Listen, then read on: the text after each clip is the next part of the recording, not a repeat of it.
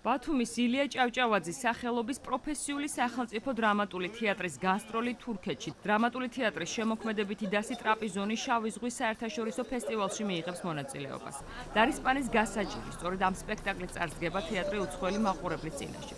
დარისპანის გასაჭირის პრემიერა დრამატულ თეატრში იანვარში შედგა. სპექტაკლი დავით ყდიაშვილის პიესის მიხედვით რეჟისორმა გიორგი კაშიამ დადგა.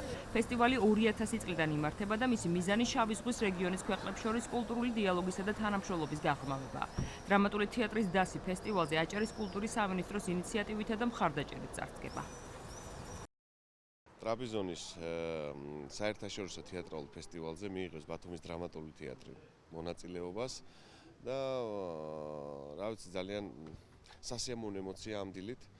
საერთოდ ნებისმიერი გასვლა საზღვარ გარეთ